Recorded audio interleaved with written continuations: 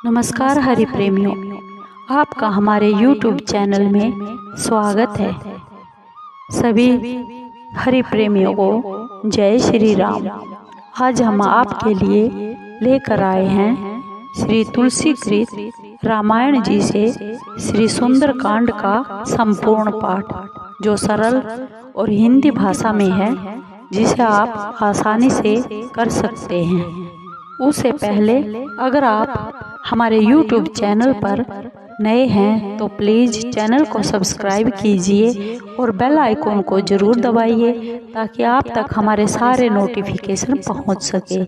हरि प्रेमियों, आपका एक सब्सक्राइब भी हमारे लिए बेहद मायने रखता है। आइए शुरू करते हैं। हरि प्रेमियों, आज हमारी भागदौड़ भरी जिंदगी में हमें बहुत ही समय कम मिलता है। उससे हमारा पूजा पाठ का समय भी कम होता है। उसके लिए हम आपके लिए पहली बार श्री राम भक्त तुलसीदास जी कृत चौपाइयों को सरल और हिंदी भाषा में पहली बार आपके सामने लेकर आए हैं, जिससे समय अभाव के कारण आप सुंदर कांड का पाठ सुन सकते हैं।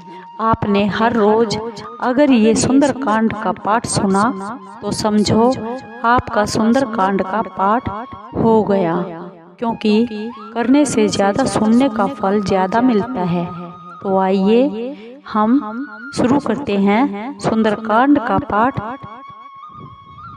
उससे पहले हम थोड़ा श्री गुरु महाराज जी की स्तुति करते हैं। आइए सब मिलकर करते हैं। गुरुर् ब्रह्मा गुरुर्विष्णु गुरुर्देव महेश्वरा, गुरुर् साक्षात् परब्रह्म तस्मै श्री गुरुवे नमः। बोलो मेरे श्री गुरु महाराज की जय। बोलो श्री रामचंद्र जी महाराज की जय। बोलो राम भक्त हनुमान की जय। सब संतन की जय। राम भक्त तुलसीदास की जय। ये सुंदरकांड का पाठ शुरू करते हैं। जो शांत नित्य परमाणु से परे मोक्ष रूपी शांति के दायक ब्रह्मा, शिव और शेष जी से निरंतर सेवित, वेदांत से जानने योग्य, सर्वव्यापक, देवताओं के प्रधान, माया से मनुष्य रूपधारी कृपा निधान, रघुवंश में श्रेष्ठ तथा राजाओं के शिरोमणि राम राम नामधारी जगदीश्वर है, हम उनको प्रणाम करते हैं। हे श्री रघुनाथ जी, मैं सत्य कहता हूँ, इस पर भी आप तो अंतर्यामी हैं। मेरे हृदय में कोई अभिलाषा नहीं है। मुझे अपनी पूर्ण भक्ति दीजिए और मन को काम और दोषों से रहित कर दीजिए। अतुल बल के स्थान सुमेरु पर्वत के समान दैदीप्यमान दिव्य देह वाले राक्षस रूपी वन को अग्नि के समान ज्ञानियों के अग्रगण्य संपूर्ण गुणों की खान वानरों के स्वामी श्री रघुनाथ जी के प्रिय भक्त पवन पुत्र ऐसे हनुमान जी को मैं नमस्कार करता हूँ। जामवंत के वचन हनुमान जी के मन को बहुत प्रिय लगे और वे बोले, हे भाइयों, तुम सब दुख सहकर और कंद मूल फल खाकर तब तक मेरी राह देखना, जब तक मैं सीता जी को देखकर लौट ना आऊं। कार्य सिद्ध होना, क्योंकि मुझे विशेष आनंद आ रहा है। ऐसा कहकर सबको मस्तक नवाकर प्रसन्नता पूर्वक श्री रघुनाथ जी का हृदय में ध्यान करके हनुमान जी चले। समुद्र के तट पर एक सुंदर पर्वत था। उस पर खेल में ही कूदकर हनुमान जी चढ़ गए। महाबलवान हनुमान जी बारंबार श्री रघुनाथ जी का स्मरण कर बड़े वेग से उछले। जिस पर्वत पर पांव रखकर हनुमान जी कूदे, वह तुरंत पाताल लोक में चला गया। जैसे श्री रघुनाथ जी का अमोघ बाण छूटता है, वैसे ही हनुमान जी चले। समुद्र ने हनुमान जी को श्री रघुनाथ जी का दूत जानकर मैनाक से कहा, तुम उनकी थकावट को दूर करने वाले बन जाओ। इंद्र ने जिस दिन हाथ में वज्र लेकर सब पर्वतों के पंख काट डाले थे, उस दिन पवन देव ने तुम्हारी सहायता की थी। तुम्हें उड़ाकर जिसने छिपा दिया, अब उन्हीं के पुत्र लंका को जाते हैं, अतः उनकी सहायता करनी चाहिए। सागर के वचन हृदय में मानकर मैनाक पर्वत तुरंत उठे और हनुमान जी को हाथ जोड़कर बारंबार प्रणाम करके कहा कि विश्राम कीजिए। हनुमान जी ने हाथ से छूकर उसे प्रणाम किया और बोले, हे भाई, श्री रामचंद्र जी का कार्य किए बिना मुझे विश्राम कहा। देवताओं ने हनुमान जी को जाते हुए देखा तो उनके विशेष बल एवं बुद्धि को जानने के लिए सुरसा नामक सांपों की माता को भेजा। उसने हनुमान जी के पास आकर यह बात कही, आज देवताओं ने मुझे अच्छा भोजन दिया है। यह सुनकर हनुमान जी हंसकर बोले, श्री राम जी का कार्य करके लौट जाऊं और सीता जी की खबर प्रभु को सुना दूं, तब आकर तुम्हारे मुख में बैठूंगा। हे माता, सच कहता हूँ, मुझे जाने दो। जब किसी भी उपाय से न जाने दिया, तब हनुमान जी ने कहा, अच्छा, तुम मुझे खा क्यों नहीं लेती। जब उसने योजन भर का मुख फैलाया, तब हनुमान जी ने अपने शरीर को दुगना कर लिया। उसने 16 योजन का मुख किया तो हनुमान जी तुरंत 32 योजन के हो गए। सुरसा ने जैसे जैसे बदन बढ़ाया, उसने दूना रूप हनुमान जी ने दिखाया। जब सुरसा ने 100 योजन का मुख किया, तब हनुमान जी ने बहुत छोटा सा रूप धारण कर लिया और सुरसा के मुख में घुसकर फिर तुरंत बाहर आ गए और सिर नवाकर विदा मांगी। तब सुरसा बोली, मुझे देवताओं ने जिसके लिए भेजा था, सो मैंने तुम्हारी बुद्धि और बल का सब भेद जान लिया है। बोलो सियावर रामचंद्र की जय। तुम बड़े बलवान और बुद्धिमान हो, श्री रामचंद्र जी के सब कार्य करोगे, यह आशीर्वाद देकर वह चली गई। तब हनुमान जी प्रसन्न होकर चले। समुद्र में एक राक्षसी रहती थी। वह माया करके आकाश में उड़ते हुए पक्षियों को पकड़ लेती थी। जीव जंतु आकाश में उड़ते थे, उनकी परछाई जल में देखकर वह माया से पकड़ लेती थी, जिसे वे उड़ नहीं सकते थे। ऐसे यह सदैव आकाशचारियों को खाया करती थी। वही कपट हनुमान जी से किया तो हनुमान जी ने उसे पहचान लिया और उसे मारकर पवन पुत्र धीर बुद्धि हनुमान जी समुद्र के पार जा पहुँचे। वहां जाकर वन की शोभा देखी। शहद के लोभ से भौरे गुंजार कर रहे थे। नाना भांति के वृक्ष फल फूलों से सुशोभित हैं। पक्षी व पशुओं के झुंड देखकर हनुमान जी के मन को सुहावने लगे। आगे बड़ा भारी पर्वत देखकर उस पर हनुमान जी कूद कर चढ़ गए। हे पार्वती, इसमें हनुमान जी की कुछ बड़ाई नहीं है।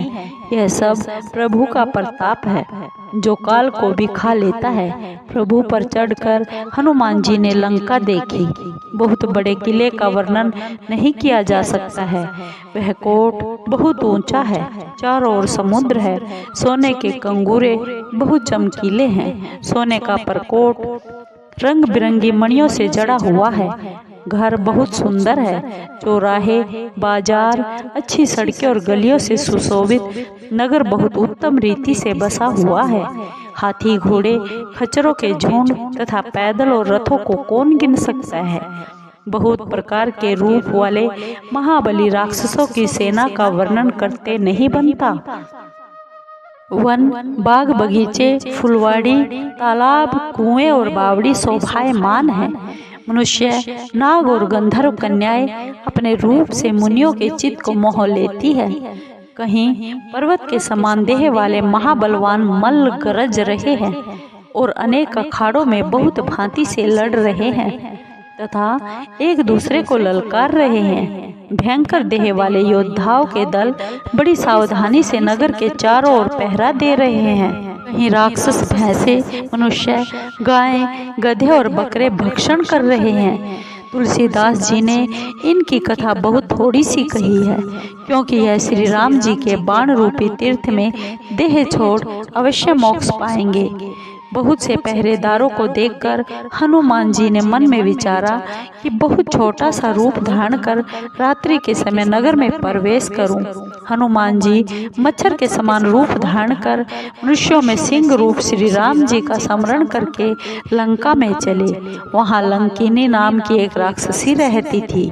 वह बोली, तू मेरा निरादर करके कहाँ जाता है? हे सठ, तू मेरा भेद जानता है कि सब चोर ही मेरे आहार हैं।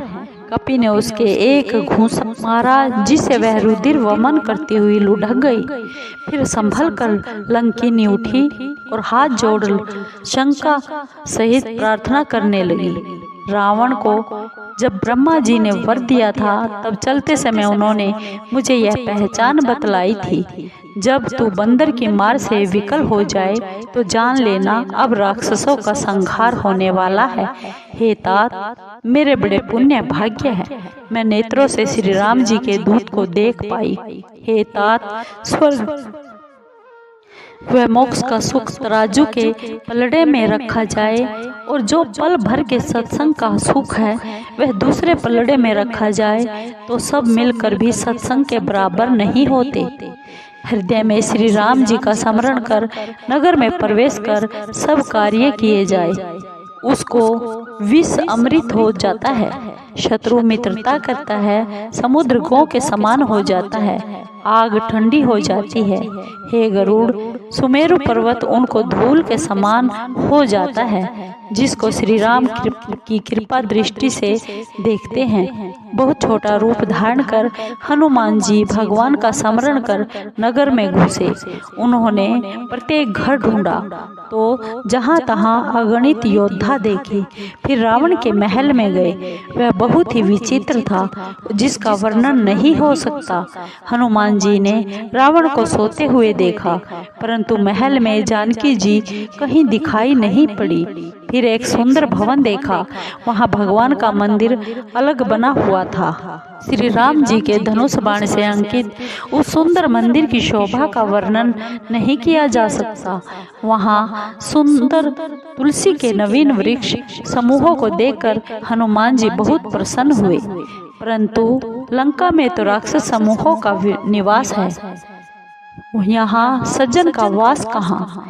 इस प्रकार मन में हनुमान जी तर्क करने लगे। उसी समय विभीषण जी जाग गए। उन्होंने राम राम स्मरण किया। सुनते ही हनुमान जी प्रसन्न हुए और उन्हें सज्जन वाला उन्होंने सोचा कि इनसे सठ करके परिचय करूंगा। साधुजन से कार्य की हानि नहीं होती।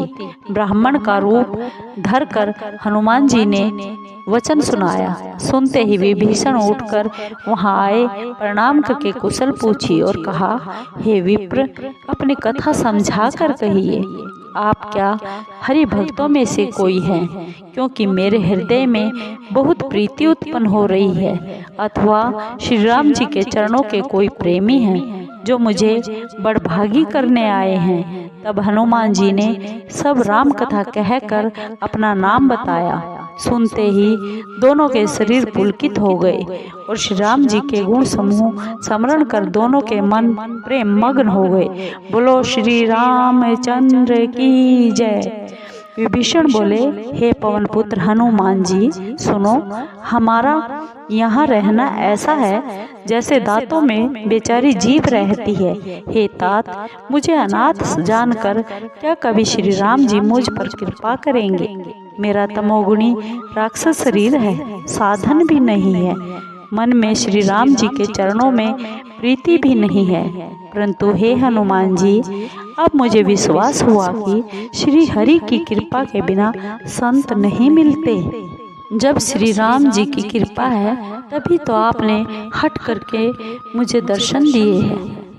यह सुनकर हनुमान जी ने कहा, हे विभीषण, सुनो, प्रभु राम जी की यह रीति है कि वे अपने भक्तों पर सदा प्रीति करते हैं। कहो तो मैं ही कौन सा बड़ा कुलीन हूँ, जाति का चंचल बंदर, सब प्रकार से हीन हूँ।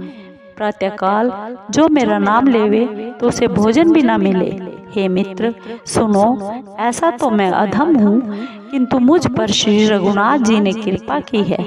प्रभु के गुणों को स्मरण कर दोनों की आंखों में आंसू भर आए। जो जानबूझकर ऐसे स्वामी को भूल जाते हैं, वे मनुष्य दुखी क्यों ना हो। इस भांति श्री रामचंद्र जी के गुणों को कहते हुए दोनों ने अनिर्वचनीय विश्राम पाया। फिर विभीषण ने वह कथा कही जिस प्रकार जानकी जी वहाँ रहती थी। तब हनुमान जी ने कहा, हे भाई सुनो, मैं माता जानकी को देखना चाहता हूँ। विभीषण ने सब युक्ति सुनाई। तब हनुमान जी विदा मांग कर चले। फिर वही रूप धर कर वहां गए जहां अशोक वन में सीता जी रहती थी। हनुमान जी ने सीता जी को देख मन ही मन प्रणाम किया। वहां बैठे बैठे रात बीती जाती है। देह दुर्बल हो रही है, सिर पर जटाओं की बैनी है, हृदय में श्री राम जी के गुणों को जप कर रही है। सीता जी अपने चरणों की ओर टकटकी लगाकर देख रही है और मन श्री राम जी के श्री चरणों में लगा हुआ है। जानकी जी को दीन देखकर हनुमान जी बहुत दुखी हुए। हनुमान जी वृक्ष के पत्तों में छिपे रहे और विचार करने लगे कि भाई अब क्या करना चाहिए। उस समय रावण आ पहुंचा। उसके साथ श्रृंगार किए हुए बहुत सी स्त्रियां भी थी। उस दुष्ट ने सीता जी को बहुत भांति से समझाकर शाम दाम भय और भेद दिखाकर समझाया। रावण बोला, हे चतुर सुंदरी सुनो, मंदोदरी आदि सब रानियों को मैं तुम्हारी दासी बनाऊंगा। यह मेरी प्रतिज्ञा है। तुम एक बार मेरी ओर देख लो। तब सीता जी परम स्नेही श्री राम जी का स्मरण कर तिनके को आड़ में रखकर बोली, रे दसमुख सुन, क्या जुगनू के प्रकाश से कमलिनी कभी खिलती है? तू ऐसा ही मन में समझ ले। फिर जानकी जी बोली, रे दुष्ट, क्या तुझे श्री रघुनाथ जी के वाण की सुधि नहीं? रे मूर्ख, तू मुझे सोने में हर लाया है। रे अधर्म निर्लज, तुझे लाज नहीं आती? अपने को जुगनू के समान और श्री रामचंद्र जी को सूर्य के समान सुनकर तथा कठोर वचन सुन रावण बहुत खिसिया कर क्रोध में तलवार निकाल कर बोला, हे सीते, तूने मेरा अपमान किया है, इसलिए तेरा सिर इस पैनी तलवार से काटता हूँ, नहीं तो जल्दी से मेरी बात मान ले। हे सुमुखी, नहीं मानोगी तो जीवन की हानि होगी। सीता जी बोली, रे मूर्ख सुन, प्रभु की भुजा जो नील कमल की माला के समान व हाथी के सूंड के समान सुंदर है, या तो वह भुजा ही मेरे कंठ में पड़ेगी या फिर तेरी कठोर तलवार ही पड़ेगी। मेरा दृढ़ निश्चय है। हे चंद्रहास, श्री राम जी के विरह की अग्नि से उत्पन्न मेरे दुख को तू हर ले। तेरी श्रेष्ठ धार रात्रि रूप है, अतः तू मेरे दुख के भार को हर ले। सीता जी के ऐसे वचन सुन वह मारने दौड़ा। तब मंदोदरी ने नीति युक्त वचन कहकर उसे समझाया। रावण सब निशाचरों को बुलाकर बोला कि जाकर सीता को बहुत प्रकार से भय दिखाओ। यदि वह 1 महीने में मेरा कहना नहीं मानेगी तो उसे तलवार से मार डालूंगा। ऐसा कहकर रावण तो घर चला गया और यहाँ राक्षसियां नाना प्रकार से भयंकर रूप धारण करके माँ सीता को डराने लगी। उसमें त्रिजटा नाम की राक्षसी ज्ञान में चतुर और श्री राम जी के श्री चरणों की प्रेमी थी। सबको बुलाकर उसने अपना सोपन सुनाया और कहा, सीता जी की सेवा करके अपना भला कर लो। सपने में मैंने देखा कि वानर ने लंका जला दी और निशाचरों की सेना को मार डाला। रावण नंगे सिर गधे पर सवार था। उसके सिर मुंडे हुए थे और 20 भुजाएं कटी हुई थी। इस प्रकार वह दक्षिण दिशा को जा रहा था और लंका मानो विभीषण की को मिल गई। नगर भर में श्री रघुनाथ जी की दुहाई फिर गई। तब प्रभु ने सीता जी को बुला भेजा। मैं पुकार कर निश्चय पूर्वक कहती हूँ कि 4 दिन के बाद यह सब सत्य हो जाएगा। उसके वचन सुनकर सब राक्षसियां डर गई और जानकी जी के श्री चरणों में गिर पड़ी। सब इधर उधर चली गई। तब सीता जी मन में चिंता करने लगी कि 1 महीने बाद नीच राक्षस मुझे मार डालेगा। सीता जी फिर जटा से हाथ जोड़कर बोली, हे माता, विपत्ति में मेरा साथ देने वाली तुम ही हो। कोई ऐसा उपाय बताइए जिससे मैं अपना शरीर छोड़ दूं। दुस्सह विरह अब सहा नहीं जाता। हे माता, तुम लकड़ी जलाकर चिता बना दो और फिर उसमें आग लगा दो। हे सयानी, तुम मेरी प्रीति को सत्य कर दो। अब इन कानों से सूल के समान वचन कौन सुने। त्रिजटा ने वचन सुनकर चरण पकड़कर उन्हें समझाया और श्री राम जी का बल प्रताप और सुयश सुनाया। वह बोली, हे राजकुमारी, सुनो, रात्रि में अग्नि नहीं मिलेगी। ऐसा कहकर वह अपने घर को चली गई। सीता जी मन में कहने लगी, देव ही मेरे प्रतिकूल हो गया, न तो अग्नि ही मिलती है, न दुख ही दूर होता है। आकाश में अंगारे दिखाई दे रहे हैं, परंतु पृथ्वी पर एक भी तारा नहीं गिरता। चंद्रमा भी अग्निमय है, परंतु मुझे भाग्यहीन जानकर यह भी अग्नि नहीं बरसाता। हे अशोक वृक्ष, मेरी विनय सुन, मेरा शोक दूर करो और अपने अशोक नाम को सत्य करो। तेरे नवीन पत्ते आग के समान लाल है। अग्नि दे, विरह की सीता को ना जला। सीता को विरह से अत्यंत व्याकुल देखकर वह क्षण हनुमान जी को कल्प के समान बीता। तब हनुमान जी ने हृदय में विचार कर अंगूठी डाल दी, मानो अशोक ने अंगारा दे दिया। सीता जी ने प्रसन्न होकर उसे उठा लिया। तब सीता जी ने राम नाम से अंकित मनोहर मुद्रिका देखी। सीता जी चकित होकर उसे देखने लगी और पहचान कर हर्ष एवं शोक से हृदय में व्याकुल हो गई। वे सोचने लगी, श्री रघुनाथ जी तो अजय है, उन्हें कौन जीत सकता है और माया से भी ऐसी मुद्रिका नहीं बन सकती। सीता जी मन में नाना प्रकार के विचार कर रही थी। उसी समय हनुमान जी मधुर वचन में बोले। वे श्री राम जी के गुणों का गान करने लगे, जिन्हें सुनते ही सीता जी के दुख दूर हो गए। वह मन और कान लगाकर सुनने लगी। वह हनुमान जी ने शुरू से सब कथा सुना दी। सीता जी बोली, जिसने कानों को अमृत रूपी यह कथा कही है, हे भाई, वह सामने क्यों नहीं आता। हनुमान जी निकट गए तो उन्हें देख सीता जी ने मुंह फेर लिया। उनके मन में आश्चर्य हुआ। हनुमान जी ने कहा, हे माता सीता जी, करुणामय की सच्ची सौगंध खा कर कहता हूँ कि मैं श्री राम जी का ही दूत हूँ और यह मुद्रिका मैं ही लाया हूँ। श्री राम जी ने पहचान के लिए यह तुमको चिन्ह रूप में दी है। सीता जी ने पूछा, मनुष्य और बंदरों का साथ कैसे हुआ। तब वह कथा हनुमान जी ने कहकर सुनाई कि इस प्रकार साथ हुआ। हनुमान जी के ऐसे प्रेम भरे वचन सुनकर सीता जी के हृदय में विश्वास हो गया। उन्होंने जान लिया कि यह मन वचन कर्म से कृपा सिंधु श्री राम जी का सेवक है। हरि भक्त जानकर मन में बड़ी प्रीति हुई, नेत्रों में जल भर आया और शरीर पुलकित हो गया। सीता जी बोली, हे हनुमान, वियोग रूपी समुद्र में गोते खाती मुझको तुम नाव रूप हो गए। अब सुखधाम प्रभु की कुशल कहो, मैं बलिहारी जाऊं। भाई सहित हर के शत्रु श्री राम जी को कोमल हृदय और दयालु है। हे तात, फिर किस कारण से यह निष्ठुरता धारण कर ली है। अपने सेवक को सुख देना तो उनका स्वाभाविक आदत है। क्या वे कभी मेरी याद भी करते हैं। हे तात, क्या कभी उनके कोमल श्याम शरीर को देखकर मेरे नेत्र शीतल होंगे। मुख से वचन नहीं आता, नेत्रों में जल भर आ गया। हा नाथ, आपने मुझे बिल्कुल ही भुला दिया।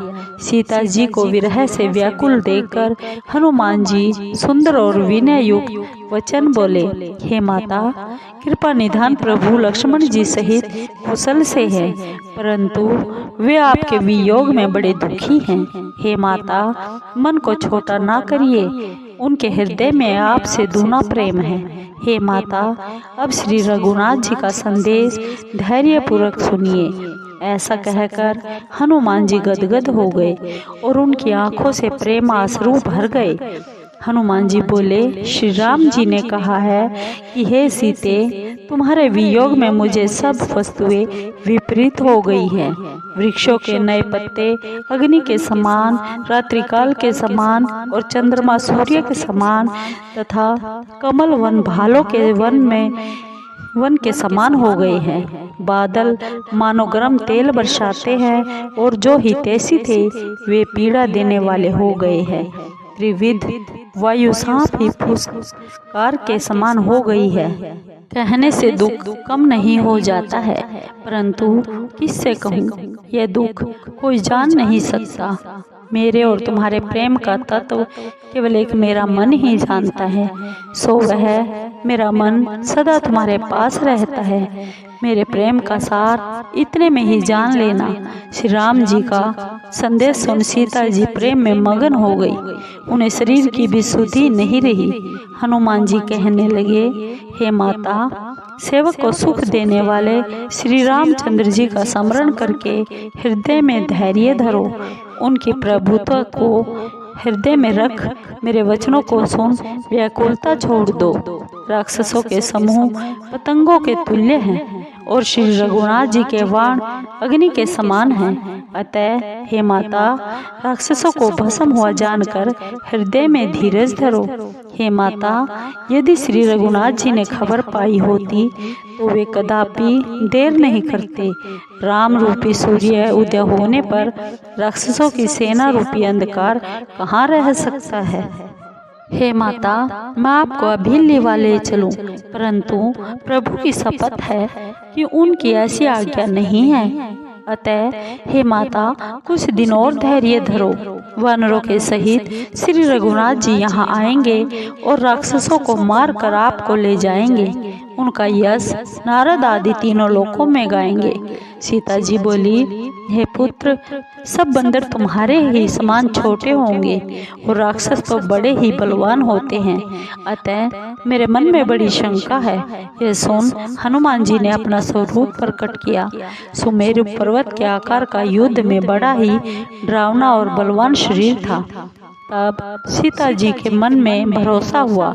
हनुमान जी ने फिर वही छोटा रूप धारण कर लिया और बोले, हे माता सुनो, बंदरों में बुद्धि बल अधिक नहीं होता, परंतु प्रभु के प्रताप से छोटा सा सांप भी गरुड़ को खा सकता है। भक्ति, प्रताप, तेज और बल से भरे वचन सुनकर सीता जी के मन में संतोष हुआ। हनुमान जी को श्री रामचंद्र जी का प्रिय जानकर सीता जी ने आशीर्वाद दिया कि हे तात, तुम बल एवं बुद्धि के भंडार हो। तुम्हें बुढ़ापा न आए तथा अजर अमर गुण निधान हो। श्री रघुनाथ जी तुम पर सदा कृपा करे। श्री राम जी सदा कृपा करे। ऐसा कानों में से सुनकर हनुमान जी के प्रेम में मगन हो गए। बारंबार सीता जी के चरणों में सिर नवाकर कपि हाथ जोड़कर बोले, हे माता, अब मैं कृतार्थ हो गया। आपका आशीर्वाद अटल है, यह बात प्रसिद्ध है। हे माता सुनो, वृक्षों में सुंदर फल लगे देख मुझे बहुत बड़ी भूख लगी है।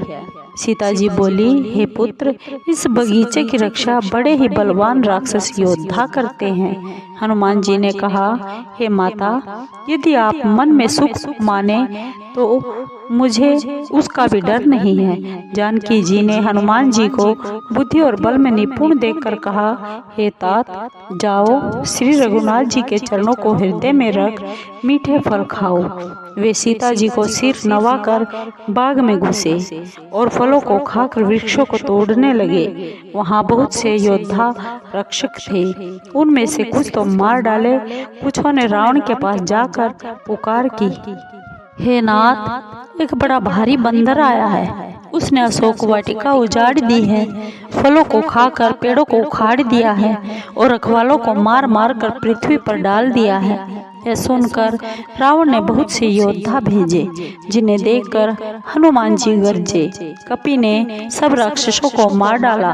जो कुछ अधमरे थे उन्होंने जाकर पुकार की।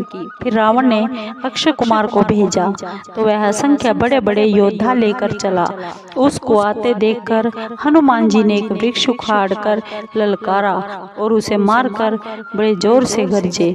कुछ मार डाले, कुछ मसल डाले, कुछ धूल में मिला दिए और कुछ भागकर रावण से जाकर पुकारे, हे नाथ, बंदर बड़ा बलवान है। पुत्र का वध सुनकर रावण बड़ा क्रोधित हुआ और उसने बलवान मेघनाथ को भेजा और कहा, हे पुत्र, उसको मारना नहीं, बांध कर ले आना, जिसे यह देखा जाए कि वह बंदर कहाँ का आया है। इंद्र को जीतने वाला महायोद्धा मेघनाथ चला।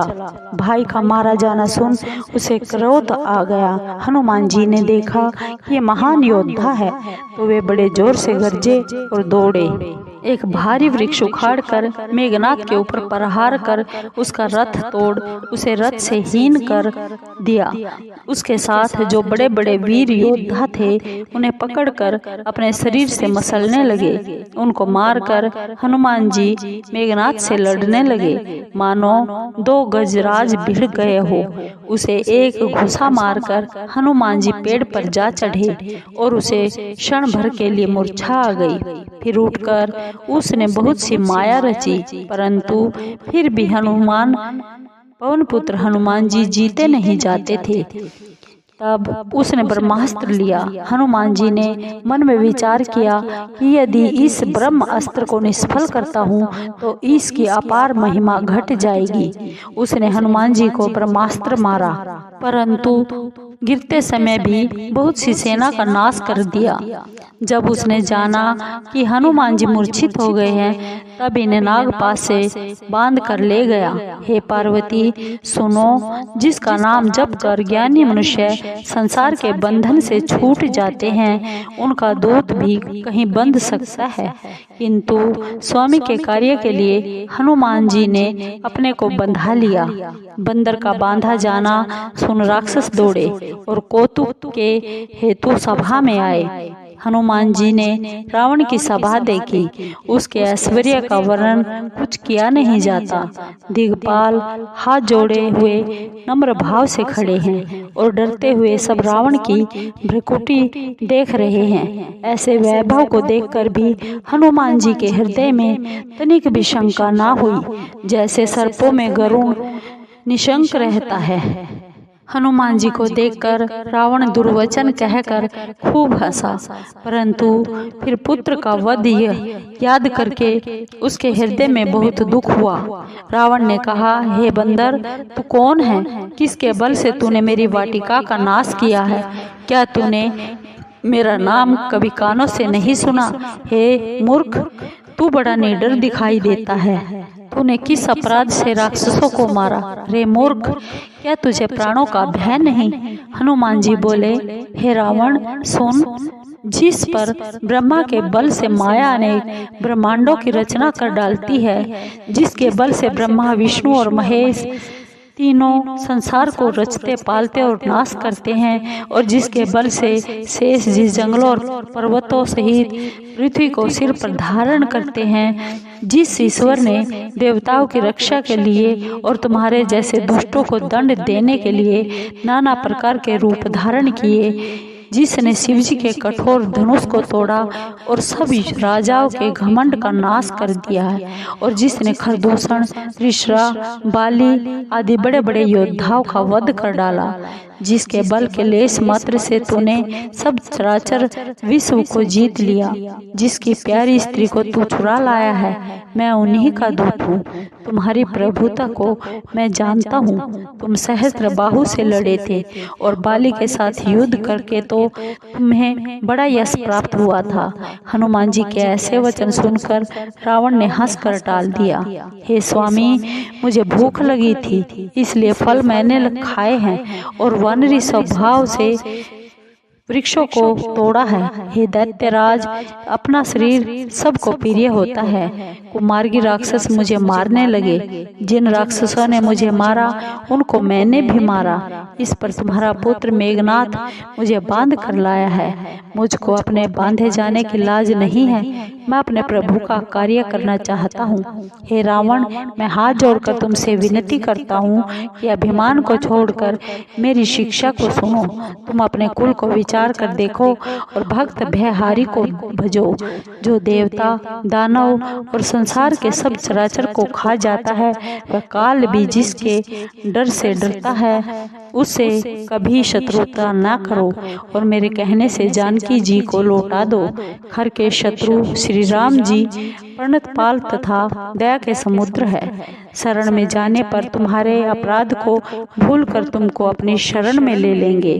तुम श्री राम जी के चरण कमलों को ध्यान में धारण करो और लंका में अटल राज्य करो। पुलस्त्य ऋषि का यश निर्मल चंद्रमा है, उसमें तुम कलंक मत बनो। अहंकार व अज्ञान को छोड़कर हृदय में विचार कर देखो कि बिना राम के वाणी शोभा नहीं पाती।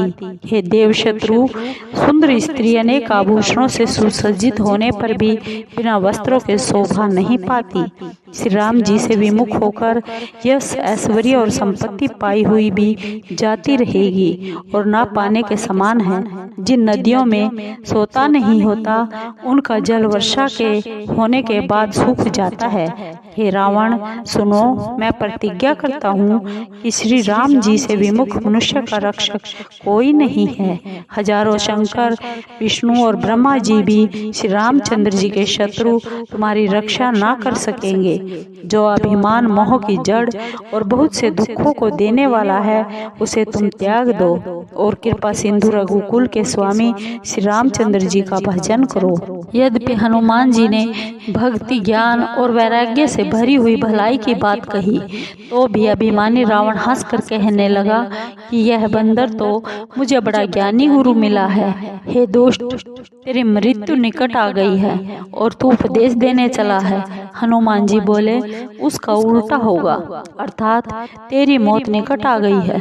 तुझे मति भ्रम हो गया है, ऐसा प्रत्यक्ष ज्ञात होता है।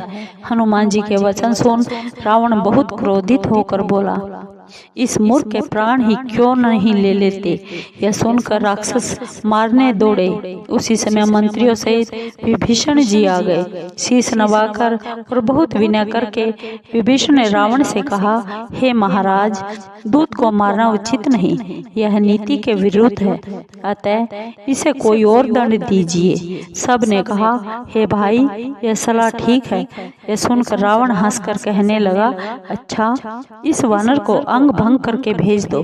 मैं सबको समझा कर कहता हूँ कि बंदर की ममता पूंछ पर अधिक रहती है, अतः उसी को तेल में डुबोकर कपड़ा बांधकर आग लगा दो। यह पूंछहीन होकर वहाँ जाएगा, तब यह मूर्ख अपने स्वामी को लेकर यहाँ आवेगा जिनकी इसने बहुत ही बड़ाई की है। मैं उनकी प्रभुता देखना चाहता हूँ। यह वचन सुनकर हनुमान जी मन में मुस्कुराए कि मुझे ज्ञात होता है सरस्वती जी ने सहायता की है।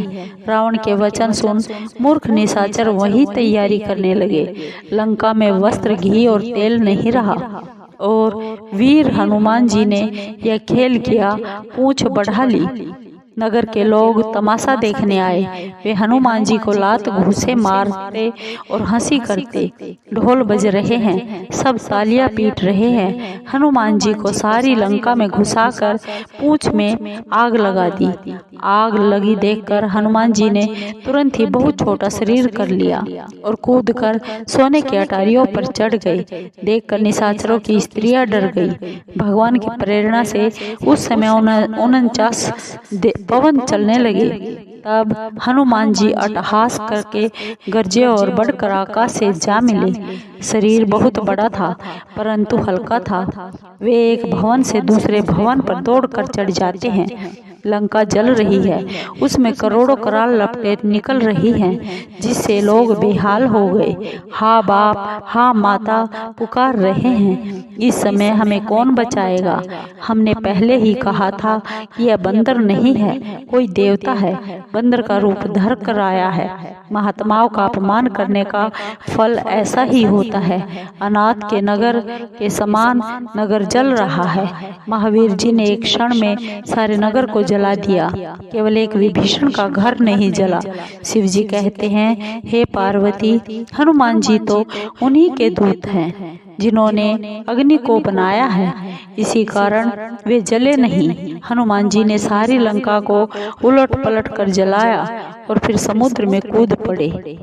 फिर हनुमान जी पूछ बुझाकर, थकावट दूर करके और छोटा सा रूप बनाकर जानकी जी के आगे हाथ जोड़कर जा खड़े हुए और बोले, हे माता, मुझे चिन्ह दीजिए। जैसे रघुनाथ जी ने मुझे मुद्रिका दी थी, तब सीता जी ने चूड़ामणि उतार कर हनुमान जी को दी और हनुमान जी ने उसे प्रसन्नता पूर्वक ले लिया। सीता जी बोली, हे तात, प्रभु से मेरा प्रणाम कहना। ऐसा कहना कि हे प्रभु, आप तो सब प्रकार से पूर्ण काम हैं, अतः आप अपने ही दीन दयालु होने के यश को याद करके मेरे भारी संकट को दूर करिए। हे तात, इंद्र के पुत्र जयंत की कथा सुनाना और प्रभु को उनके बाण का प्रताप स्मरण कराना। हे नाथ, आप महीने भर न आएंगे तो मुझे जीवित न पाएंगे। हे कपि, कहो मैं किस तरह अपने प्राण रखूं? तुम भी तो अब जाने के लिए कहते हो। तुम्हें देखकर कुछ छाती ठंडी हुई थी, अब फिर मेरे लिए वही दिन और वही रातें होंगी। जैसे मणि के बिना सर्प व्याकुल रहता है और जल के बिना मछली व्याकुल रहती है, वैसे ही श्री रघुनाथ जी को देखे बिना मैं दुखी हूँ। हे तात, हनुमान जी, न जाने विधाता हमें अयोध्या फिर कब पहुँचावेगा। सब माताओं सहित भरत, शत्रुघ्न और अन्य सभी लोग कब आनंद पाएंगे? कब समस्त मंगल कार्य सिद्ध होंगे और याचकों की इच्छाएं पूर्ण होंगी? मैं श्री राम जी की नख से सिख तक मनोहर छवि कब देखूंगी? श्री रामचंद्र जी को मणियों से जड़ित मुकुट सिर पर धरे, कानों में सुंदर कुंडल पहने और अनमोल जगमगाती टोपी धारण किए मैं कब देखूंगी? इत्र से सिंची कपोलों के निकट लहराती हुई तथा जिनमें कुसुम कलियां लगी हुई है, ऐसी अलकों को कब नेत्र भर कर देखूंगी? मस्तक पर सुंदर तिलक किए धनुष के समान भुजों वाले उन प्रभु को मैं बड़भागिनी कब नेत्रों के पलक विसार कर देखूंगी? विशाल, सुंदर, चंचल, सुखप्रद और मान को दूर करने वाले मेरी ओर देखते हुए प्रभु के नेत्रों से अपना मन बलिहारी करके कब देखूंगी? तोते के समान नासिका और उसमें लटकन अत्यंत शोभा से युक्त चंद्रमा के तुल्य मुख को चकोर के समान तृण तोड़कर कब देखूंगी? हे कपि, जिनके अधर लाल, दांत दाढ़िम के समान रसना सुंदर और हास्य मृदु है, उन चंद्रमा के समान प्रकाश युक्त स्वामी का मैं कब दर्शन करूंगी? भक्तों के मन को हरने वाले वचन में अपने कानों से कब सुनूंगी? वह सुंदर थोड़ी और अमृत के समान चितवन मैं कब देखूं? शंख के समान कंठ, जिसमें सुंदर तुलसी और मणियों की माला पहने हैं, विशाल वक्षस्थल और सुख की 3 रेखाओं को मैं कब देखूंगी? हाथी के सूंड के समान विशाल भुजाओं तथा कमल के समान हाथों को, जो कि आभूषणों से युक्त है, धनुष बाण लिए मैं कब देखूंगी? सुंदर महीन झबला पहने, उस पर पीताम्बर डाले, यज्ञोपवीत से युक्त प्रभु के उदर का दर्शन मैं अपने नेत्रों से कब करूंगी? हनुमान जी ने सीता जी को बहुत प्रकार से समझाकर धीरज दिया और उनके चरण कमलों में सिर नवाकर श्री रामचंद्र जी के पास चल पड़े। चलते समय बड़े जोर की गर्जना की, जिसे सुनकर निशाचरों की स्त्रियों के गर्भ गिर गए। समुद्र के इस पार आए तब वानरों ने आनंद ध्वनि सुनाई। हनुमान जी को देखकर सब बहुत प्रसन्न हुए और अपना नया जन्म समझा। हनुमान जी का मुख प्रसन्न था और शरीर में तेज विराजमान था। उसे देखकर वे जान गए कि यह श्री रामचंद्र जी का कार्य कर आए हैं। सब बड़ी प्रसन्नता से सुखी होकर मिले, जैसे तड़पती हुई मछली को पानी मिल जाए। सब वानर प्रसन्न हो नई नई कथाएं कहते और नवीन इतिहास पूछते हुए श्री रघुनाथ जी के पास चले। तब वानर मधुवन के भीतर आए और अंगद की सम्मति से मीठे फल खाए। जब रखवाले मना करने लगे तो मारे मुक्कों के उन्हें भगा दिया। उन सब ने जाकर पुकारा कि युवराज अंगद ने वन उजाड़ डाला। यह सुनकर सुग्रीव हर्षित हुए कि वानर प्रभु का कार्य कराए हैं। यदि सीता जी की खबर ना मिली होती तो वे मधुवन के फल कैसे खा सकते थे।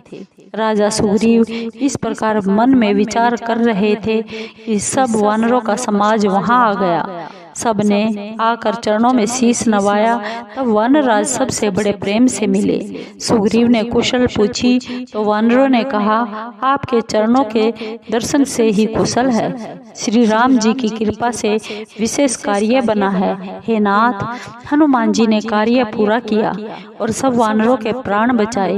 यह सुनकर सुग्रीव फिर हनुमान जी से मिले और वानरों सहित श्री रघुनाथ जी के पास चले। श्री रामचंद्र जी ने जब वानरों को आते हुए देखा तो जो कार्य पूर्ण होने से बड़े प्रसन्न चित्त थे। दोनों भाई सप्तिक शिला पर बैठे हुए थे। तब वानर जाकर उनके चरणों में गिर गए। करुणानिधान श्री रघुनाथ जी सब वानरों से प्रीति पूर्वक मिले और कुशल पूछी। तब वानरों ने कहा, हे नाथ, आपके चरण कमलों को देखने से सब कुशल है। जामवंत ने कहा, हे श्री रघुनाथ जी सुनिए, जिस पर आप कृपा करते हैं उसका भला होता ही है और सदा कुशल बनी ही रहती है। सुर नर मुनि सब उन पर प्रसन्न रहते हैं। वहीं विजय विनयी और वही गुणों का समुद्र है। उसी का उज्जवल यश तीनों लोकों में प्रसिद्ध है। हे नाथ, आपकी कृपा से सब काम पूर्ण हो गया और हमारा जन्म सफल हो गया। हे नाथ, हनुमान जी ने जो कार्य किया है वह हजारों मुखों से भी वर्णन नहीं किया जा सकता। जामवंत ने हनुमान जी के मनोहर चरित्र श्री रघुनाथ जी को सुनाए। सुनकर कृपा निधान के मन को वे बहुत प्रिय लगे और उन्होंने हनुमान जी को प्रसन्न हो फिर हृदय से लगा लिया और बोले, हे तात, जानकी जी किस प्रकार अपने प्राणों की रक्षा करती है। हनुमान जी बोले, आपका नाम अहिनिश है, रक्षक है। आपका ध्यान ही किवाड़ है। नेत्रों में आपके चरण रूपी ताले पड़े हुए हैं। और फिर यह प्राण किस मार्ग से जावे। चलते समय मुझे यह चूड़ामणि दी है, जिसे लेकर श्री रघुनाथ जी ने हृदय से लगा लिया। हे नाथ, नेत्रों में जल भर कर जानकी जी ने कुछ वचन कहे हैं। भाई लक्ष्मण सहित प्रभु के चरण पकड़ विनय करना कि आप दीन बंधु व शरणागत के दुख दूर करने वाले हैं। फिर मैं तो मन, कर्म और वचन से आपके श्री चरणों की अनुरागिणी हूँ। फिर किस अपराध से मुझ को प्रभु ने त्याग दिया।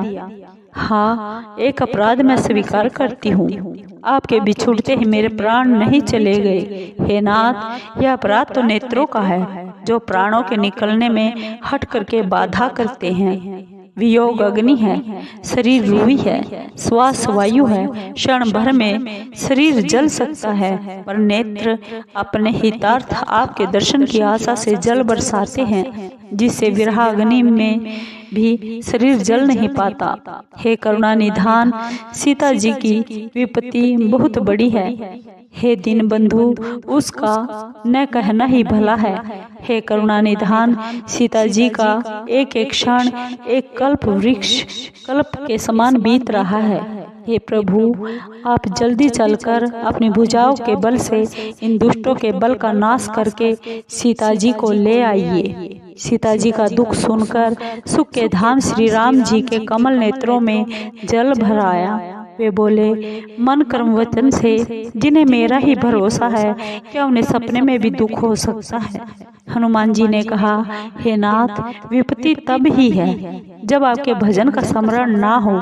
राक्षसों की क्या चिंता है, शत्रु को जीत कर जानकी जी को ले आइए। श्री राम जी बोले, हे हनुमान सुनो, तुम्हारे समान मेरा उपकारी देवता मुनि मनुष्य कोई भी देहधारी नहीं है। इसके बदले मैं तुम्हारा क्या उपकार करूं? मेरा मन भी तुम्हारे सामने नहीं हो सकता। हे पुत्र सुनो, मैं तुमसे ऋण नहीं हो सकता। मैंने मन में विचार कर देख लिया है। श्री राम जी बार बार हनुमान जी की ओर देख रहे हैं। नेत्रों में प्रेम आंसू है और देह पुलकित है। प्रभु के वचन सुनकर, उनका मुख तथा पुलकित अंग देखकर हनुमान जी बहुत प्रसन्न हुए और हे भगवान मेरी रक्षा करो कहते हुए चरणों में गिर पड़े। प्रभु बार बार उनको उठाना चाहते हैं, परंतु प्रेम मगन उनको उठाना भला नहीं लगता। प्रभु के कर कमल हनुमान जी के सिर पर है। उस दशा को स्मरण कर शिव जी प्रेम मगन हो गए। फिर शिव जी मन को सावधान कर अति सुंदर कथा कहने लगे। प्रभु ने हनुमान जी को उठाकर हृदय से लगा लिया और हाथ पकड़कर निकट बैठाया।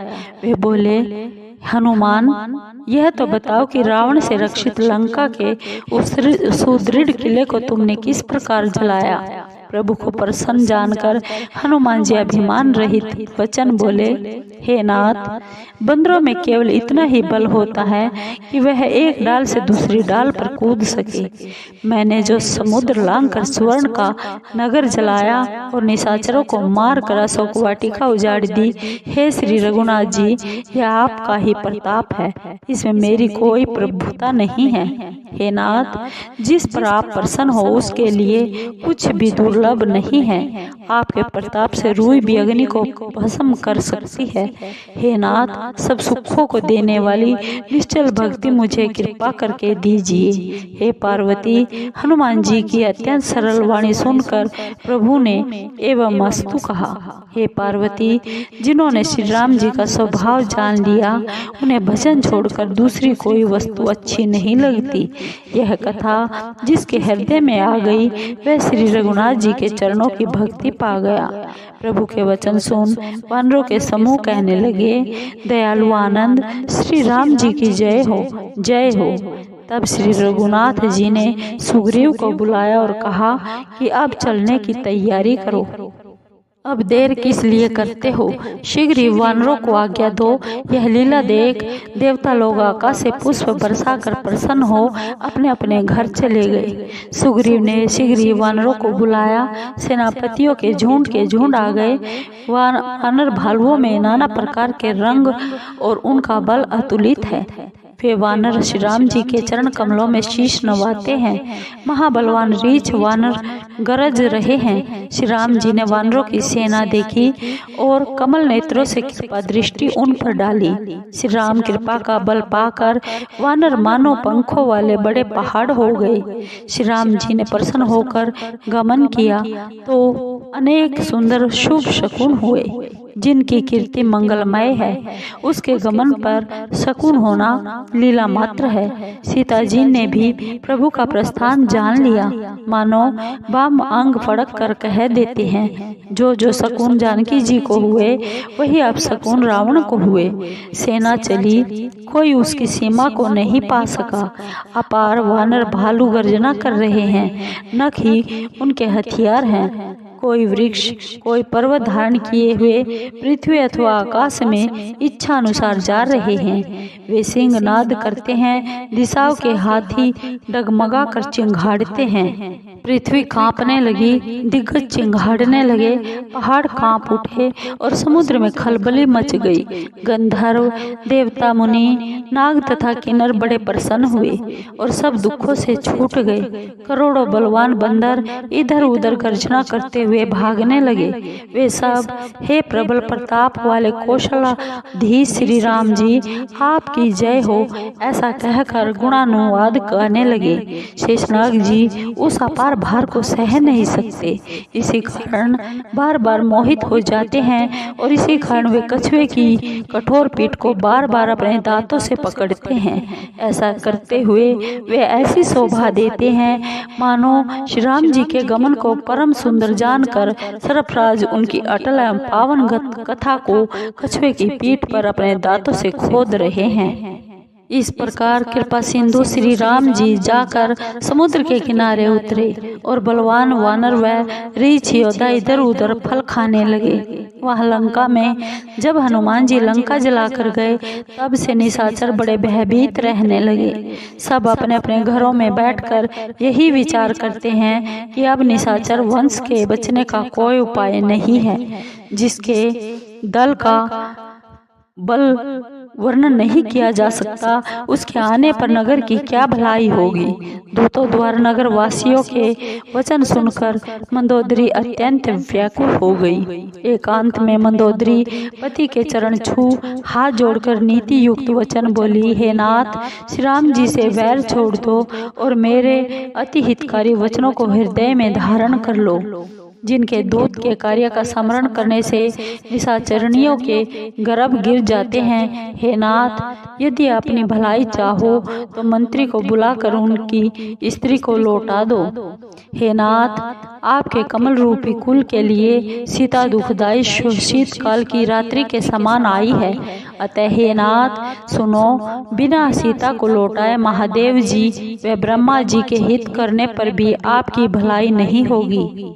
श्री राम जी के वाण सर्पों के समूह के समान है और निशाचरों के समूह मेंढकों के समान है। जब तक वे इन्हें ग्रस न ले तब तक ही हट छोड़कर इसका उपाय कर लीजिए। उसकी वाणी कानों से सुनकर संसार में प्रसिद्ध अभिमानी रावण हंसा और कहने लगा, सचमुच स्त्रियों का स्वभाव बड़ा डरपोक होता है।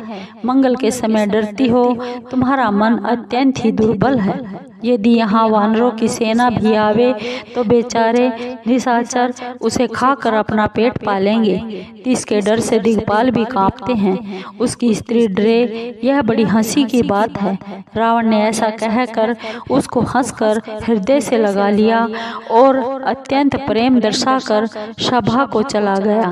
मंदोदरी हृदय में चिंता करने लगी कि पति पर विधाता विपरीत हो गया।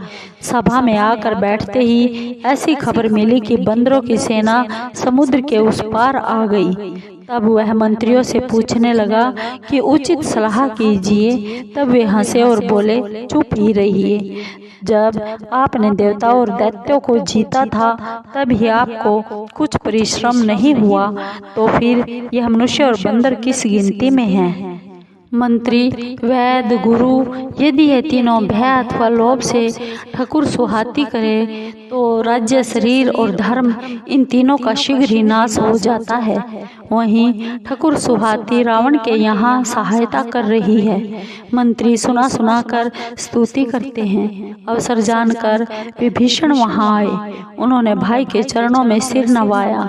विभीषण सिर नवाकर अपने आसन पर बैठ गए और आज्ञा पालन पाकर यह वचन कहे, हे दयालु, जो आप मुझसे पूछते हैं तो हे तात, अपनी बुद्धि के अनुसार हित की बात कहता हूँ। जो आप अपना कल्याण, सुयश, शुभ गति, नाना प्रकार के सुख चाहे तो प्राय स्त्री के सुख को छोड़ के चौथ के चंद्रमा के समान त्याग दीजिए। चाहे 14 भुवनों का स्वामी हो, परंतु प्राणी मात्र से वैर करके वह ठहर नहीं सकता।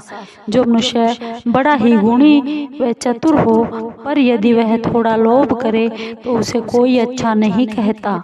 हे नाथ, काम, क्रोध, मदलोभ ये सब नरक के मार्ग हैं। इन्हें छोड़कर श्री रामचंद्र जी के चरणों को भजिए, जिन्हें संत जन भजते हैं। हे तात, श्री राम जी मनुष्यों के ही राजा नहीं, वे तो संसार के स्वामी और काल के भी काल हैं। वे पर ब्रह्म, रोग रहित, जन्म मरण से परे, सर्वव्यापक, अजय, आदि और अनंत हैं। वे गो, ब्राह्मण, पृथ्वी तथा देवताओं के हितकारी, दया के समुद्र, मनुष्य रूपधारी भक्तों को आनंद देने वाले, दुष्टों को दल का नाश करने वाले, वेद एवं धर्म के रक्षक तथा देवताओं का उद्धार करने वाले हैं।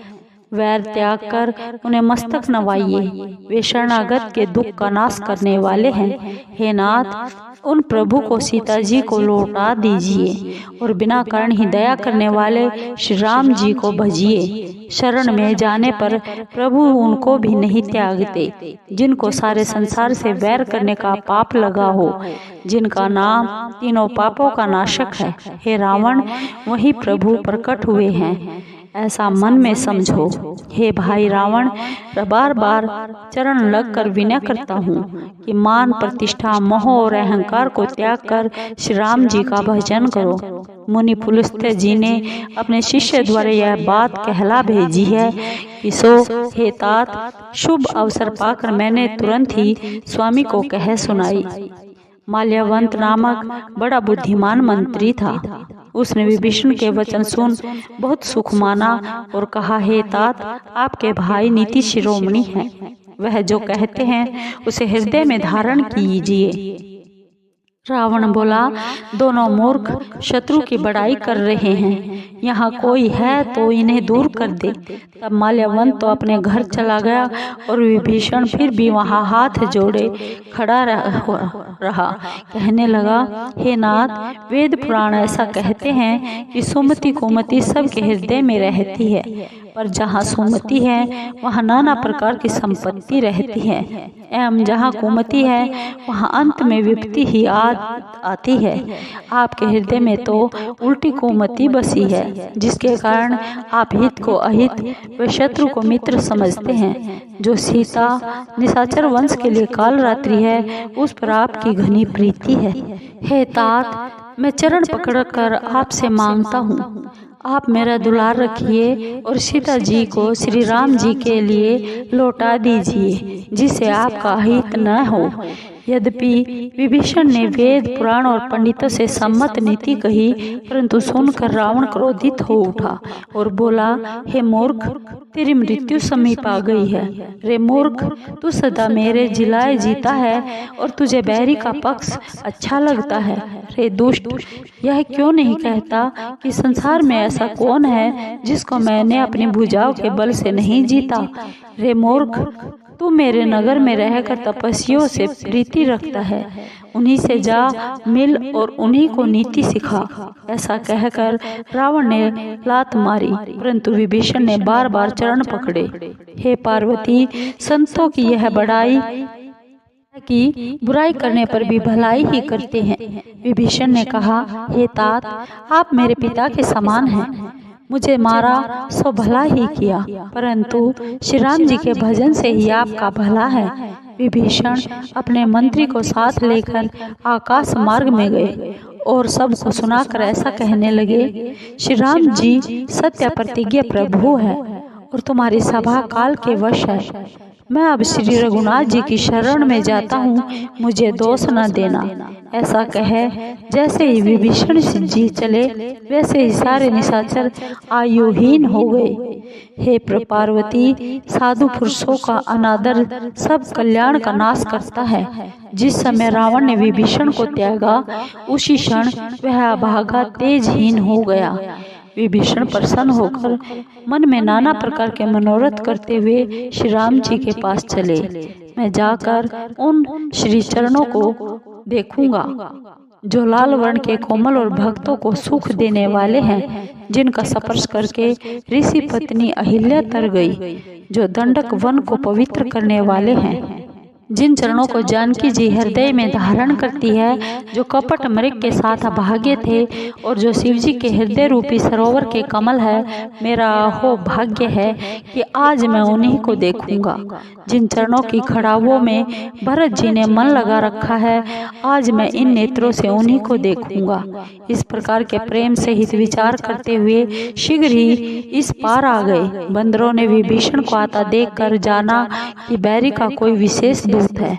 वानर उसे वहीं ठहरा कर सुग्रीव के पास गए और उसको सब समाचार कह सुनाया।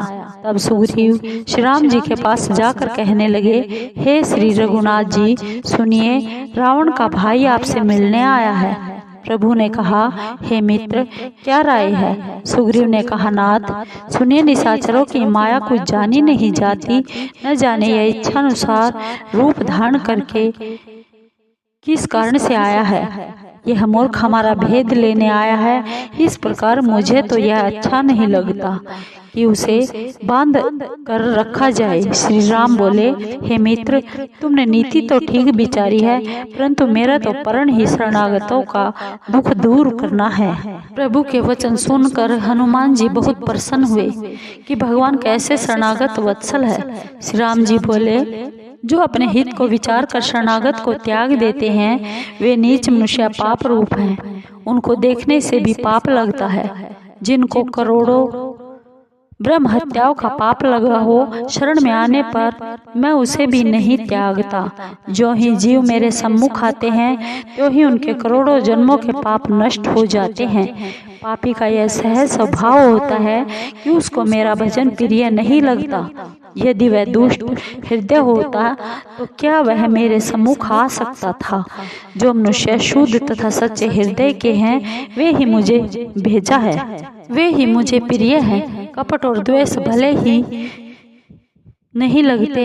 हे सुग्रीव, यदि रावण ने उसे भेद लेने भी भेजा है तो कुछ भय व हानि नहीं है, क्योंकि संसार में जितने राक्षस हैं, लक्ष्मण जी उन्हें पल भर में मार सकते हैं। और यदि वह डर के मारे मेरी शरण में आया है तो मैं उसे प्राणों के समान रखूंगा। कृपा के धाम श्री राम जी ने हंसकर कहा, दोनों ही स्थिति में उसे लेकर आओ। अब अंगद व हनुमान सहित सब वानर कृपालु श्री राम जी की जय कहते हुए चले। सब बंदर उसे आदर सहित आगे करके वहां चले जहां दया सागर श्री रघुनाथ जी थे। उन्होंने दूर से ही नेत्रों को आनंद कर दान देने वाले दोनों भाइयों को देखा। फिर शोभा के धाम श्री रामचंद्र जी को देखकर वे पलक मारना रोक कर ठिठक कर एकटक देखते रह गए। उनकी लंबी भुजाएं हैं, लाल कमल के समान नेत्र हैं और श्याम शरीर शरणागत के भय को दूर करने वाला है। सिंह के समान कंधे एवं विशाल हृदय है। मुख की अपार शोभा असंख्य कामदेवों को मोहित करती है। ऐसी मूर्ति को देखकर विभीषण रोमांचित हो गए। नेत्रों में जल भर आया। धीरज धर कर वे बोले, हे देवताओं के रक्षक स्वामी, मेरा जन्म निशाचर वंश में हुआ है और मैं रावण का भाई हूँ। इस राक्षसी शरीर को स्वभाव से ही पाप प्यारा है। जिस प्रकार उल्लू को अंधेरा प्रिय होता है, हे संसार का दुख दूर करने वाले, मैं कानों से आपका सुजस सुनकर आया हूँ। हे शरणागत को सुख देने वाले और दुखहारी श्री रघुनाथ जी, मेरी रक्षा करो, मेरी रक्षा करो। उसे ऐसा कहकर दंडवत करते हुए देख श्री राम जी अत्यंत हर्ष से तुरंत उठे। विभीषण के दीन वचन प्रभु के मन को प्रिय लगे। उन्होंने अपनी विशाल भुजाओं से उन्हें हृदय से लगा लिया। भाई लक्ष्मण सहित मिलकर विभीषण को पास बैठाकर भक्तों के भय को दूर करने वाले श्री राम जी बोले, हे लंकेश, परिवार सहित अपनी कुशल कहो, तुम्हारा निवास बुरे स्थान पर है। हे तात, तुम दुष्टों के साथ निवास करते हो, तुम्हारे धर्म का निर्वाह कैसे होता है। मैं तुम्हारी सब रीति जानता हूँ। तुम नीति चतुर हो, तुम्हारा भाव अन्याय का नहीं है। हे मित्र, नरक का रहना भला है, परंतु विधाता कभी दुष्ट का साथ ना दे। विभीषण बोले, हे नाथ, अब आपके श्री चरणों के दर्शन से कुशल हूँ, जो आपने दास जानकर मुझ पर दया की है। तब तक जीव को कुशल और सौपन में भी आराम नहीं है, जब तक वह शोक के घर को छोड़कर आप श्री राम जी को नहीं भजता। उसी समय तक लोभ, मोह, अभिमान और मान आदि दुष्ट हृदय में निवास करते हैं, जब तक आप धनुष, बाण और कमर में तरकस धारण किए हुए हृदय में वास नहीं करते। ममता घोर अंधेरी रात्रि है, जो राग द्वेष रूपी उल्लुओं को सुख देती है। वह तभी तक हृदय में बसती है जब तक आपका प्रताप रूपी सूर्य उदय नहीं होता। हे नाथ, अब आपके कमल रूपी श्री चरणों को देखने से सकुशल हूँ। मेरे भारी भय दूर हो गए हैं। आप जिसके ऊपर दया करते हैं, उसे तीनों भव, शूल, दैहिक, दैविक और भौतिक ताप नहीं सताते। मैं निशाचर हूँ, मेरा स्वभाव बड़ा ही नीच है। मैंने कभी शुभ कर्म नहीं किया, परंतु जिन प्रभु का रूप मुनियों के ध्यान में नहीं आया, उसने प्रेम पूर्वक मुझे हृदय से लगाया है। हे कृपा और सुख की राशि श्री रघुनाथ जी, मेरा असीम सौभाग्य है, मैंने ब्रह्मा महादेव जी द्वारा सेवित आपके युगल को नेत्रों से देखा। श्री राम जी बोले, हे मित्र सुनो, मैं अपना स्वभाव कहता हूँ, जिसे काकभूषुंडी जी और श्री महादेव जी व पार्वती जी भी मानते हैं। कोई मनुष्य प्राणी मात्र का वैरी हो, यदि वह डरकर मेरी शरण में आ जाए और मद मोह तथा बल को त्याग दे, तो मैं उसे साधु के समान शुद्ध कर देता। माता पिता भाई पुत्र स्त्री शरीर घर मित्र व परिवार, इन सभी ममता रूपी धागों को बटकर रस्सी बनावे और उससे मेरे श्री चरणों में अपने मन को बांध दे। जो समदर्शी है, जिनके हृदय में इच्छा हर्ष शोक और भय कुछ भी नहीं है, ऐसे सज्जन मेरे हृदय में किस प्रकार वास करते हैं। जैसे लोभी के हृदय में धन बसता है, तुम्हारे समान संत ही प्रिय है। मैं और किसी के लिए देह धारण नहीं करता।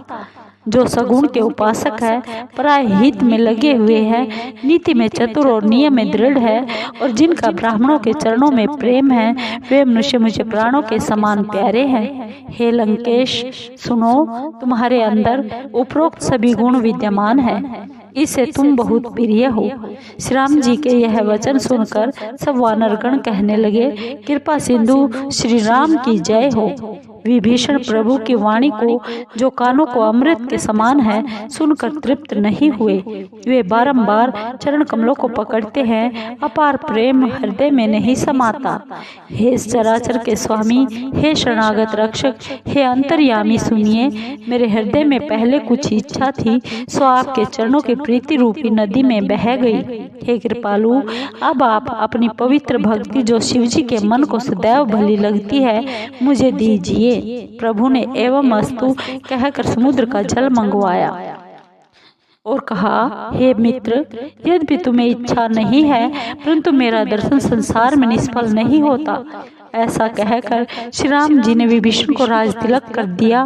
तब आकाश से अपार पुष्प वृष्टि हुई। रावण की क्रोध अग्नि रूप में जलते हुए विभीषण को अपनी श्वास रूपी प्रचंड वायु से बचाकर श्री राम जी ने अटल राज्य दिया। जो संपदा शिव जी ने रावण को 200 सिरों का बलिदान देने पर दी थी, वही संपदा श्री रघुनाथ जी ने विभीषण को संकोच के साथ दी। ऐसे दयालु प्रभु को छोड़ जो दूसरों का भजन करते हैं, वे बिना पूंछ के सींग के पशु हैं। विभीषण को अपना भक्त जानकर श्री राम जी ने अपना बना लिया। इनका स्वभाव वानर कुल को बहुत भाया।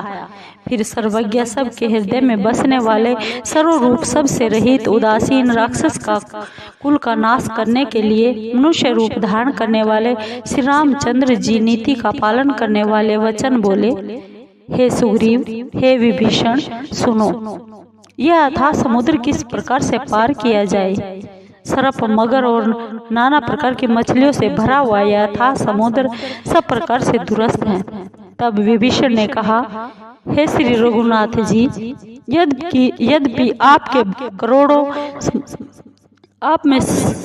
आपके बाण करोड़ों समुद्रों को सोखने वाले हैं, तो भी नीति में ऐसा कहा है, पहले समुद्र से विनय ही की जाए। हे तात, समुद्र आपका कुल गुरु है, यह विचार कर उपाय बतावेगा, तब बिना परिश्रम के ही सब रीछ वानरों की सेना समुद्र के पार उतर जाएगी। राम जी बोले, हे मित्र, तुमने ठीक उपाय बताया। यदि ईश्वर सहायता करे तो सफल होगा, परंतु यह सलाह लक्ष्मण जी को भली नहीं लगी। वे श्री राम जी के यह वचन सुनकर बड़े दुखी हुए। वे बोले, हे नाथ, ईश्वर का कौन भरोसा है, मन में क्रोध कर समुद्र को सुखा दीजिए। ईश्वर तो कायर मनुष्यों का एक सहारा है, आलसी ही सदा देव देव पुकारा करते हैं। यह वचन सुन श्री रघुनाथ जी हंसकर बोले, ऐसा ही करेंगे, मन में धीरज रखो। ऐसा कहकर और भाई को समझाकर श्री रघुनाथ जी समुद्र के पास गए। पहले प्रभु ने जाकर सिर नवाकर प्रणाम किया, फिर किनारे पर कुछ बिछा कर बैठ गए। जो ही विभीषण प्रभु श्री राम जी के पास आए, त्यों ही पीछे से रावण ने दूत भेजे। उन्होंने आकर कपट से वानरों का शरीर धारण कर सब कुछ देखा। वे शरणागत पर स्नेह देखकर श्री राम जी के गुणों की मन ही मन प्रशंसा करने लगे। फिर श्री राम जी का गुणानुवाद स्पष्ट रूप से करने लगे। वे प्रेम में कपट वेश को भूल गए। वानरों ने उन्हें पहचान लिया कि यह शत्रु के दूत हैं और उन्हें बांधकर सुग्रीव के पास ले आए। सुग्रीव बोले, हे वानरों, इन निशाचरों के अंग भंग करके भेजो। ऐसा कहकर वानर दौड़े और उन्हें बांधकर सेना के चारों ओर घुमाया। उन्हें बंदर बहुत प्रकार से मारने लगे। वे दीन वाणी से चिल्लाते थे, परंतु वानर उन्हें नहीं छोड़ते। अंत में बोले, जो जो हमारे नाक कान काटेगा उसे श्री रघुनाथ जी की सौगंध है। और कहा, यह चिट्ठी रावण को देकर उस कुलनाशक से कहना कि लक्ष्मण के शब्दों को बाँचो, और उस मूर्ख से मेरा यह संदेश मुख से कहना कि सीता जी को देकर प्रभु से जा मिल, नहीं तो तेरी मृत्यु निकट आ गई है। दूत शीघ्र ही लक्ष्मण जी के चरणों में सिर नवाकर श्री राम जी के गुणानुवाद गाते हुए चल दिए। श्री राम जी का यश बखानते हुए वे लंका में आए और रावण के चरणों में सिर नवाया। तब हंसकर रावण ने पूछा, रे सुक, अपनी कुशल क्यों नहीं कहता? विभीषण का हाल कहो, जिसकी मौत अब निकट आ गई है। उस मूर्ख ने राज करते हुए लंका को छोड़ दिया, वह अभागा जो का घुन होगा। फिर उस रीछ वानर की सेना का हाल कहो, जो कठिन काल भेजने से यहाँ आई है और जिनके प्राणों का रक्षक दयालु समुद्र है। फिर उन तपस्वियों का हाल कहो, जिनके हृदय में मेरा भारी डर है। उनसे भेंट हुई अथवा वे मेरा सुयश सुनकर लौट गए। बैरी की सेना का बल तथा तेज बताता क्यों नहीं? तेरा चित्त चकित सा क्यों है? दूत बोला, हे नाथ, जैसे आप मुझसे पूछते हैं, आप क्रोध त्याग कर मेरा कहा मानिए। जब आपका छोटा भाई जाकर उनसे मिला, उसी समय श्री रघुनाथ जी ने तिलक कर दिया। बंदरों ने हमें रावण का दूत सुनकर बांधकर नाना प्रकार के कष्ट दिए। वे हमारे नाक कान काटने लगे। तब श्री राम जी की सौगंध देने पर हमें छोड़ा। हे नाथ, श्री राम जी की सेना पूछते हैं, सो वह करोड़ों मुख से भी नहीं कहा जा सकती। अनेकों रंग के रीछ एवं वानर है, जो विकट मुख वाले हैं, विशाल तथा भयानक है। जिसने लंका जलाई और अक्षय कुमार को मारा, उसका बल तो सबसे थोड़ा है।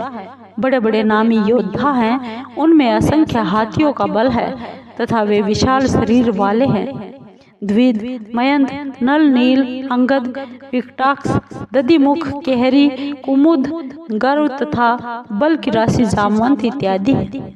सब बंदर सुग्रीव के समान ही बलवान हैं। इनके समान और भी करोड़ों बंदर हैं, उन अनेकों को कौन गिने?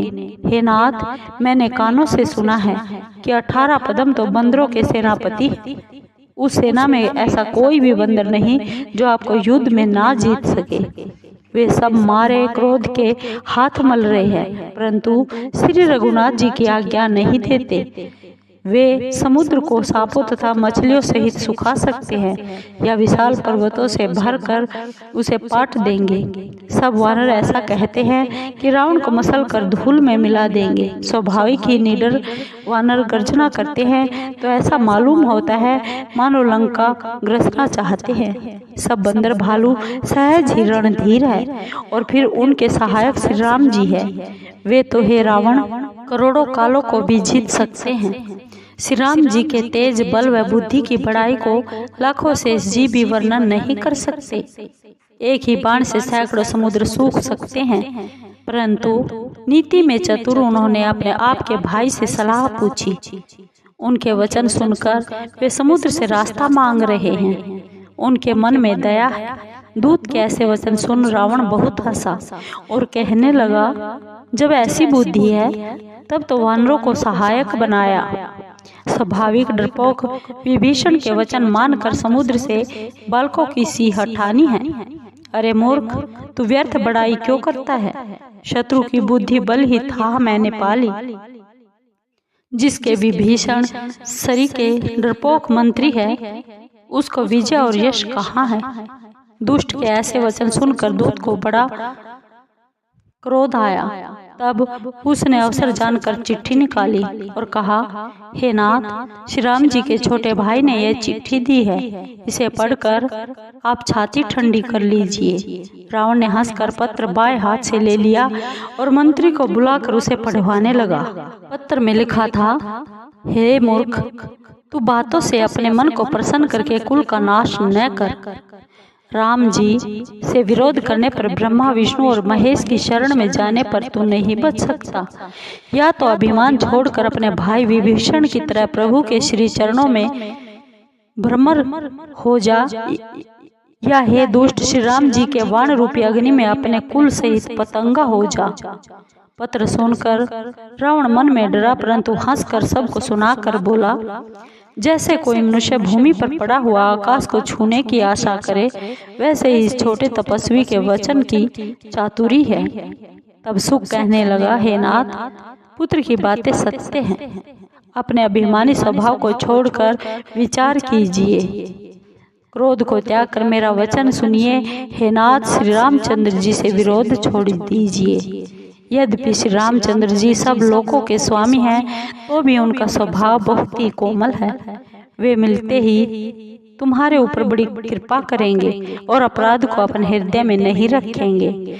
अतः हे नाथ, आप मेरा इतना कहा मानिए कि जानकी जी को श्री रघुनाथ जी को लौटा दीजिए। जब शुक ने जानकी को लौटा देने की बात कही तो रावण ने उसको लात मारी। वह भी उसे प्रणाम कर चला जहाँ कृपा सिंधु श्री रघुनाथ जी थी। प्रभु को प्रणाम कर शुक ने अपने समस्त कथा सुनाई और श्री रामचंद्र जी की कृपा से अपनी गति को प्राप्त हुआ। शिव जी कहते हैं, हे भवानी, वह ज्ञानी मुनि था, परंतु अगस्त्य ऋषि के शाप से राक्षस हो गया था। वह मुनि श्री राम जी के चरणों में बार बार सिर नवाकर अपने आश्रम को चला गया। 3 दिन बीत गए, परंतु मूर्ख समुद्र विनय नहीं मानता। तब श्री राम जी क्रोध पूर्वक बोले, बिना भय के प्रीति नहीं होती। हे लक्ष्मण, धनुष बाण लाओ, मैं समुद्र को अग्नि बाण से सुखा दूंगा। मूर्ख से विनय, छली से प्रीति, स्वभाव से ही कंजूस से सुंदर नीति वर्णन तथा मोह में फंसे हुए मनुष्य को ज्ञान की कथा, अत्यंत लोभी से वैराग्य का वर्णन, क्रोधी से शांति का पाठ और कामी से हरि कथा, इन सब का वैसा ही फल होता है जैसे ऊपर में ऊसर में बीज बोना। ऐसा कहकर श्री रघुनाथ जी ने धनुष चढ़ाया तो यह मत लक्ष्मण जी के मन को भाया। प्रभु ने धनुष पर कठिन बाण रख संधान किया, जिससे समुद्र के हृदय में ज्वाला प्रकट हुई। मगर, सांप, मछलियां इत्यादि घबराने लगे। जब समुद्र ने जीवों को जलते हुए जाना तो सोने के थालों में अनेक मणियां लेकर अभिमान त्याग कर ब्राह्मण के रूप में आया। कागभूषुंडी जी बोले, हे गरुड़ जी, चाहे कोई करोड़ों यत्न करके सींचे, परंतु केला काटने पर ही फल फलता है। ऐसे ही नीच डांटने से ही नभता है, विनय से नहीं। समुद्र ने भय के साथ प्रभु के श्री चरण पकड़कर विनती की, हे नाथ, मेरे सब अवगुण क्षमा कीजिए। आकाश, अग्नि, पवन, जल, पृथ्वी, इनके काम तो स्वभावतः ही जड़ हैं। हे नाथ, सब ग्रंथों ने ऐसा ही कहा है कि आपकी प्रेरणा से ही यह वस्तुएं माया ने सृष्टि के हेतु उत्पन्न की है। हे प्रभु, जिसको आपकी जैसी आज्ञा है वह उसी प्रकार रहने में सुख पाता है। प्रभु ने मुझे शिक्षा दी सो अच्छा किया, परंतु मर्यादा भी आपकी ही बांधी हुई है। ढोल, गवार, शूद्र, पशु और स्त्री, ये सब दंड के अधिकारी हैं। प्रभु के प्रताप से मैं सूख जाऊंगा और सेना पार हो जाए तो मेरी मर्यादा जाती रहेगी। वेदों ने कहा है कि आपकी आज्ञा अपेल है, अतः जो आपको अच्छा लगे सो मैं शीघ्र करूं। अति विनीत वचन सुनकर कृपालु प्रभु ने हंसकर कहा, हे तात, जिस प्रकार वानरों की सेना पार हो जाए वही उपाय करो। समुद्र बोला, हे नाथ, नल व नील 2 वानर भाई हैं। उन्होंने बचपन में ऋषि से यह आशीर्वाद पाया था कि उनके छूने से भारी पर्वत भी आपके प्रताप से समुद्र में तैरने लगेंगे। मैं भी आपके प्रताप को हृदय में रखकर अपने बल के अनुसार सहायता करूंगा। हे नाथ, इस प्रकार आप समुद्र को बंधाइए जिससे आपकी सुकीर्ति तीनों लोकों में गाई जाए। इस बाण से आप मेरे उत्तर तट के पाप राशि दुष्टों का संहार कीजिए। कृपालु श्री राम जी ने यह सुनकर समुद्र के हृदय की पीड़ा दूर कर दी। समुद्र श्री राम जी के ऐसे अतुल पराक्रम को देखकर प्रसन्न होकर सुखी हुआ। फिर सब हाल प्रभु को सुनाकर और उनके चरणों की वंदना करके समुद्र चला गया। समुद्र अपने घर चला गया। श्री राम जी को यह मत अच्छा लगा। यह चरित्र कलिकाल के पापों को हरने वाला है। जैसा कि तुलसीदास जी ने गाया है, श्री रघुनाथ जी गुण समूह और सुख के धाम और संशय व दुख के नाशक है। रे मूर्ख मन, तू अब आशा और भरोसा छोड़कर इन्हीं को गा और सुन। श्री राम जी का गुणानुवाद सब सुंदर मंगलों को देने वाला है। जो इसे आदर सहित सुनते हैं वे भव सागर से बिना नौका के पार हो जाते हैं। कलयुग के संपूर्ण पापों को नष्ट करने वाले श्री रामचरितमानस का यह सुंदर कांड समाप्त हुआ। हरि प्रेमियों, श्री राम भक्तों, आपको ये सुंदर कांड का प्रसंग कैसा लगा? अगर आपको ये सुंदर कांड का प्रसंग अच्छा लगा हो तो एक बार जोर से बोलिए जय श्री राम। राम भक्त हनुमान की जय। राम भक्तों, अगर आपको ये सुंदर कांड अच्छा लगा हो तो प्लीज़ वीडियो को लाइक कीजिए, शेयर कीजिए और सब्सक्राइब जरूर कीजिए, कमेंट जरूर कीजिए। धन्यवाद। राम भक्तों, जय श्री राम।